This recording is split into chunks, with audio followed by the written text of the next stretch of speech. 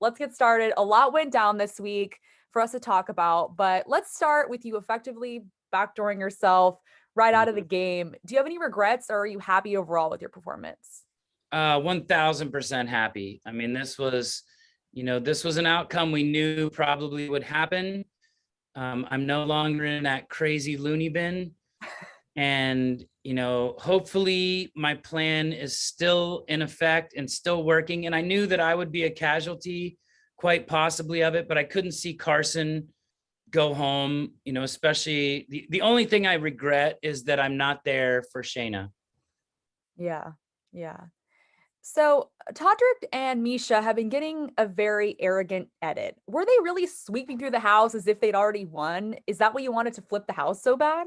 Yep, completely. That's exactly why I wanted. I mean, they were in the bathroom already talking about who was going to vote for them in on when it was time to vote for who wins Big Brother, and they were like, well, this person's got you and this person's got me. And I love Misha, I really do, and that's part of who she is. Like, she's a fighter, she's got to be, tough. I think on Todrick's part it was a little bit, not warranted, and he's kind of playing a game that I could have never played. But for the most part, it is this whole heir apparent. And and I think the problem was I also didn't know where I sat in this so-called alliance that we had. Julie even seemed surprised by Todrick's farewell message to you, which was a little shady. You laughed it off, but after Mhm. sitting with it for a night, are you still okay with it? I mean, I'm okay with it.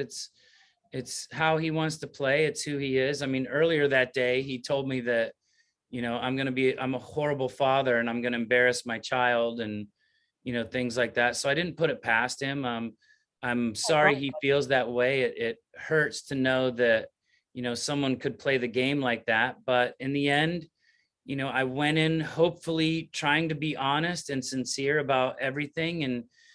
And I walked out the door, hopefully trying to be honest and sincere, and he even came after me for that, saying, don't try to play this high and mighty, honest game. You're a dirty player and a piece of crap and all this. And, and all that stuff hurt. But in the end, I kept my focus. I didn't let the house break me. I didn't let anybody in there break me, because, I know outside those walls, if that were on the street and he said something like that, it would be a lot different. But it isn't. And I don't like people that play victims all the time. I understand that he's um, let us know many, many times that he's been bullied, and for him being gay or for him being black. And I never saw any of that coming in. If anything, it made me feel more comfortable. But I don't like when people use that as a bargaining chip or in the game, and especially accusing me of being some stereotypical straight white guy that's like this evil person. it seems a lot of the players don't really know how the game works. To be honest, as a super fan, does that make it frustrating? It makes the game a lot harder to traverse, because you're playing with people that you're trying to explain things. I mean, when I came up with this plan, I went back and I probably shouldn't have said anything. I should have just told Shayna. But when I came up with this plan, I told Carson and Cynthia. Miss Cynthia was still like angry at me, and she's like, I don't trust you. And I was like, I don't, what? You don't trust me? I'm telling you, I'm probably going to go on the block for one of you. I'm probably going to go home for one of you. How? I'm sacrificing my entire game. What is there not to trust? Like, I'm Yeah. giving it all up for you. What's there not to trust? And it was just, it was the whole, I think, not understanding it enough, that that kind of hurt when I'm going out on this giant limb, and knowing darn well that I'll probably be sitting here doing these interviews this morning, Yeah. and for their game, to make sure that they make it far, to make sure I flip this house and stir it up. And I was trying to get the other side to play too, because like you said, nobody was really, they were all just floating along waiting for Todrick and Misha to pick them off one by one, and that wasn't fair. So now this week, Chris Kattan also self-eliminated. How Mhm. surprised were you when that happened? And have you checked in with him now that you've also been eliminated? I have not checked with him yet. I've heard that he's doing good. His he flew his girlfriend out and she's here with him. And I just know that that house was not conducive for the situation he was in. Yeah. And it really had me worried about him as a person. And it's hard to step out of the game and really be concerned, because I think he was so confused by the game. He didn't know what was game and what was real. And, I tried to be as helpful as I can without pushing myself on him, or without really scaring him into thinking it was a gameplay or something. So I was just trying to be there for him, and I'm glad he's okay. And it wasn't really surprising that he left. So, viewers also saw a confrontation go down between Cynthia and Todd. Uh-huh. What was that like to witness? And was that the most heated moment you did witness? I didn't witness it. I was in the bathroom. I was chilling in the bathroom, and I heard yelling going on. I had Misha's red thing on my back or something to kind of help pain in the back. And Yeah. I heard yelling going on. I thought it was joking, because everybody yells at all times. Lamar yells at 4 o'clock in the morning like it's normal. So it was just yelling to me. And it wasn't until Todd came in really huffed up and still screaming and like, F this or whatever, that I was like, wait, this is real. Like, what's going on? So I really didn't know exactly what happened. But then when I found out it was over a vote from the very first eviction, it was kind of crazy. Yeah. That's wild that you were in the bathroom. You didn't think it was real because you were Yeah. yelling.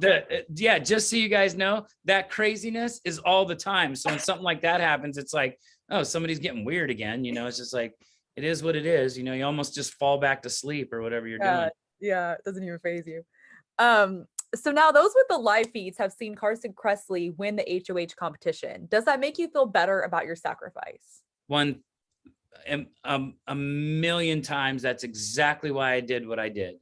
And it's funny because I was still outside, decomposing from, or decompressing, not decomposing, decompressing from the game. And, all the emotions are going through my head, and I'm like thinking what a jerk I am because, somebody told me that I'm a horrible dad and a horrible human being, and you can't trust people like me and things like that. And all these things were going through my head, and I'm like, that was the dumbest thing ever. I saved myself for Carson, loving Carson, loving everything about him. I can honestly tell you, the Misha Tate, Carson, Shayna, Cynthia. It's hard to read on Todd and Lamar and Todrick, but those people are exactly who you think they are. They are sweet, kind, just really good people. That's why I've wanted to flip everything to save them, knowing that it could cost me my game. And then eventually, when I couldn't answer Misha, knowing that it pretty much cost me my game, but also knowing that Carson would be there to play on, and he was a good competitor, and he loved being in there. And, I sacrificed for him. And then when I heard that he won, I was the happiest. I was happier than when I won my HOH in the house, because that's why I did it. Awesome. Awesome. And last question. So now Teddy said someone got a false positive COVID test and was pulled from the house and heavily insinuated it was you. Can you talk about that at all? We can talk about it, right? Yeah. Yeah. You're allowed to. Yeah, you're allowed. Yeah, it was me. Like it freaked me out. I was downstairs. Holy. I'd just given Todrick a hug, and we were getting COVID tests like all the time. And Yeah. me and Mariah were the only two in the house that have never had COVID. So they called me to the diary room, and I was still down in the bathroom, kind of joking around with Todrick or whatever. And then they called me again, like not even 2 minutes later, or not even like 30 seconds later. And then they called me again, and I was like, what? Why are they like, because normally they'll call us, and if you kind of lollygag, like maybe 3 or 4 minutes, they'll call you again. But it was like 3 times in like a minute and a half. So I went upstairs, and I get up there, and I'm like, okay, I'm freaking out. Is everything okay? And when they tell me, just sit there, you're going to get a phone call. Oh, Like my heart just went out through my, feet, because I was like, is my wife okay? Is my kid okay? Is my family okay? And I was so delusional at that point and scared. I think I asked if the president was okay. And if either way, I was like, well, why would they call me if the president wasn't okay? Yeah. But then they said, you got a positive on on the COVID test. And I was like, first of all, I feel fine. Second of all, I haven't had COVID. And third of all, I've been in this bubble for, 2 weeks now. There's no way I could have COVID. So they did a rapid test right there. It came back negative. I ended up having to leave the house for a minute. They did 2 more tests. They came back negative and found out it was just a false positive.